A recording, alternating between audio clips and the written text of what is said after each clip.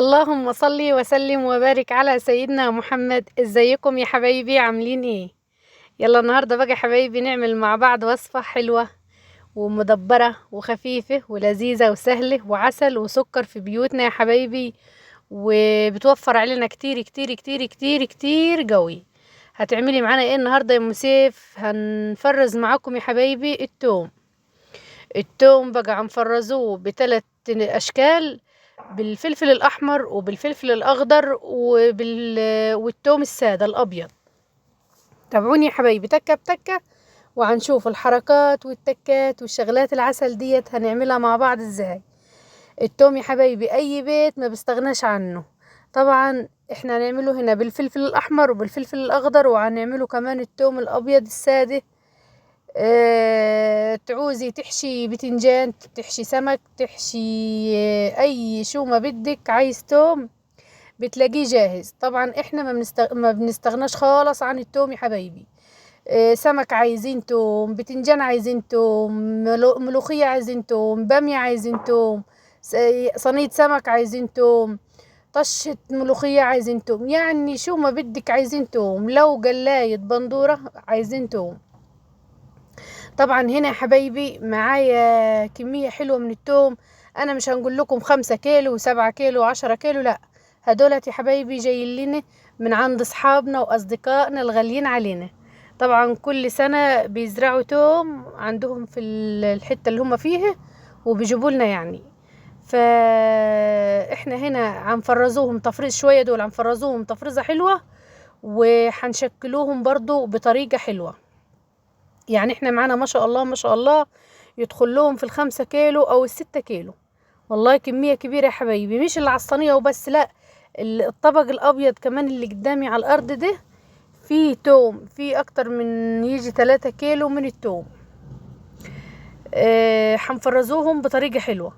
طبعا وهنا اللي بصورني عبودة عمال يصور لكم في المزرعة. انا طبعا قاعدة برا يا حبايبي، لا يمكن ان انا نقشر توم في البيت من جوه، لان طبعا بيوسخ الدنيا وبحروس لي الدنيا. وانا كنت الساعة دي كنا امتى؟ كنا بعد اذان الظهر. طبعا بعد اذان الظهر بتكوني مشطبة بيتك ومنضفاه ومظبطاه، فما كنتش عايزة ان انا نوسخه تاني بالتوم.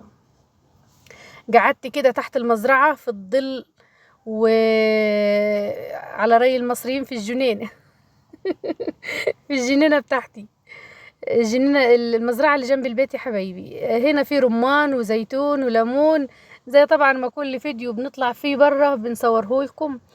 الشجر يعني ده الرمان يا حبايبي لسه ما شاء الله لسه قايم يورد او قايم ينبت لسه ويطلع.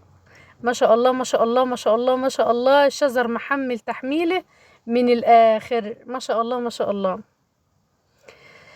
هنا طبعا عبودة انا قاعدة نقشر في التوم، وعبودة عمال يوريكم يقول لكم الرمان. طبعا انا سكرت لكم الصوت يا حبايبي، كتمت لكم الصوت بتاعي لان انا قاعدة نصوت لعبودة.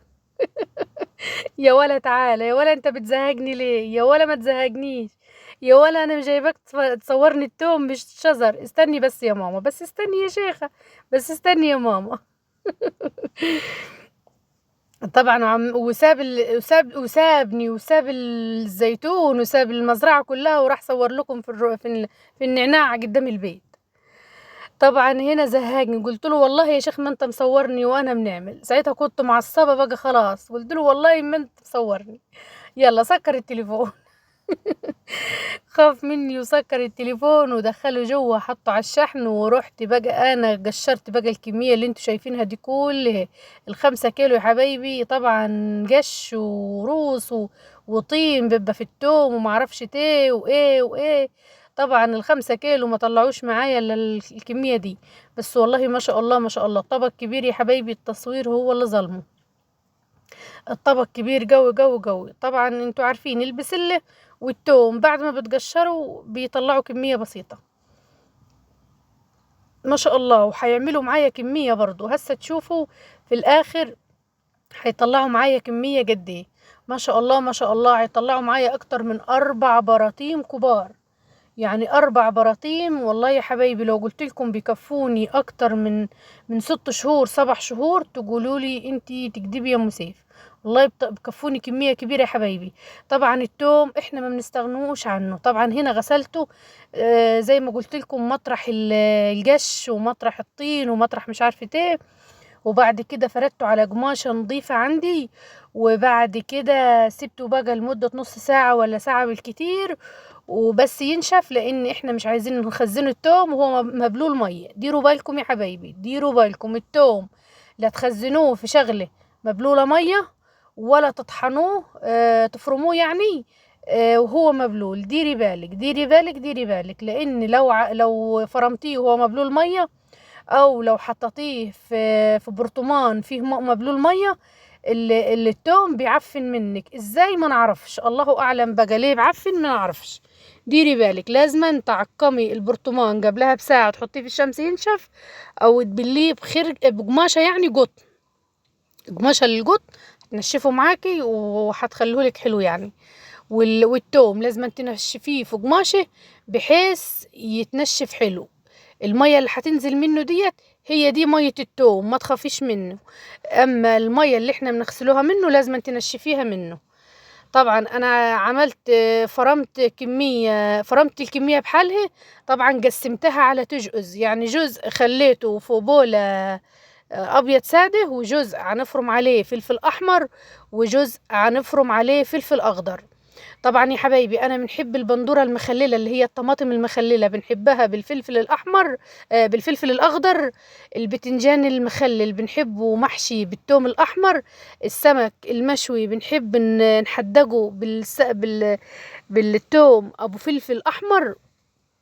الملوخيه طبعا بنحب نطشها بالثوم الابيض. الكبسة والبخاري بنحب نعملهم بالثوم الأبيض. المقلوبة بنحب نعملها بالثوم أبو فلفل أخضر، لأن طبعا المقلوبة بتحب الخضار عليه وبتحب ريحة الفلفل، فبنحط لها ايه، بنحط لها ثوم مطحون بالفلفل الأخضر. طبعا وغيره وغيره وغيره وغيره. وكمان بنحب السلطة لما نيجي نعمل سلطة سمك. طبعا السلطة دي أشكال والوان يا حبايبي. السلطة انتي بتحطي للسلطة توم يا ام سيف؟ يا حبايبي بنحط للسلطة توم، بس مش أي سلطة. سلطة الكبسة، سلطة المقلوبة، سلطة البخاري ما بنحطش عليها توم. سلطة السمك، سلطة الصيادية، سلطة يعني كل السلطة بتاعة الأسماك بنحب نحط عليها توم. توم وشبت أخضر بيخلوا لها طعمتها حلوة وريحتها حلوة. طبعا هنا يا حبايبي فرمت على كمية توم فلفل أحمر، وفرمت على كمية توم فلفل أخضر، وكمية هنخليها بيضة. لو حبيت يعني بالتوم، لو حبيت أكلة بالتوم الأخضر بنلاقي عندي. لو حبيت توم لو حبيت طبخة يعني بالفلفل توم محطوط عليه فلفل أحمر بنلاقي عندي. لو حبيت توم سادة بنلاقي عندي. طبعا يا حبايبي الأكلات الحلوة السكر ما بتحلاش غير بالتوم. طبعا وما شاء الله ما شاء الله، كنا برضو مفرزة معاكم قبل كده التوم كمية كبيرة، بس ما شاء الله ما شاء الله رمضان جه ما خلاش عندنا نتف التوم. بس لا والله أنا عندي لسه برطمان توم من اللي أنا كنت مفرزاه معاكم في الصيف اللي فات، او يمكن انا فرزته معاكم في الشتاء ولا مش عارفه في الصيف والله. كان برضو جايبين لنا كميه توم كبيره بس توم قديم مش توم جديد، توم قديم. كنت برضو عاملاه كده، بس والله العظيم رمضان خلص وخلص وشطب عندنا كل التشطيبات، بس لا ضل عندي نص برطمان لسه توم ابيض، توم ساده يعني. ففي اوقات بنشوي بتنجانه وبنبقى مستعجله عايزاها بسرعة بسرعة، لسه هنقشر توم ولسه هندقه. وساعات لما نبقى معصبة من محمد ولا من عبودة التوم بيطير من قدامي ونعصب ونروح رازع الهوم في الأرض وما نقول والله ما أنا عاملة توم. والبتنجان بيبقى طعمته مش حلوة. في ساعات بنبقى مثلا مستعجلة، أبو سيف بيبقى مثلا جاي جعان، نطلع له سمكاية على السريع ونغسلها له غسلة حلوة بالطحين والليمون ونحشيها معلقة توم على شطة بسرعة، ونروح قليه له حبة بطاطا وبروح واكل على السريع. الحاجة لما تبقى عندك في التلاجة جاهزة والله العظيم يا حبايبي بتبقى موفرة عليكي وقت كتير كتير كتير كتير. وطبعا الوحدانية زينا بتبقى بتقول يا رب ربع ساعة فضه او ربع ساعة وقت الواحد يريح بس اعصابه فيها شوية. طبعا انت بتتعبي، ماشي انت بتتعبي في التوم شوية، بس بعد كده بترتاحي، يعني بترتاحي طول السنة. بتتعبي يوم بس بترتاحي طول السنة. طبعا احنا كلنا ستات بيوت يا حبايبي وعارفين. بنتعب يوم بس بنرتاح عقاب السنة. بنخلل الزيتون ونخلل المخللات بس بنرتاح عقاب السنة. بنفرز التوم بس بنرتاح عقاب السنة. بنخزن ده وده وده وده بس بنرتاح عقاب السنة. التفريزات والله حلوة يا حبايبي، بتريح ومفيدة وحلوة. وفي ساعات ما بتلاقيهاش في السوق، في ساعات بتلاقيها غالية في السوق. في المواسم بتبقى رخيصة. يا رب الفكرة تكون عجبتكم، يا رب نكون فدتكم، يا رب تكونوا استفدتوا مني لو بشغلة بسيطة يا حبايبي. ما تنسنيش بقى في الاشتراك واللايك. اسألكم بالله اسألكم بالله، اللي شاف الفيديو ولا اللي عجبه الفيديو ولا اللي استفاد من الفيديو ما ينسانيش في الاشتراك واللايك. السلام عليكم حبايبي.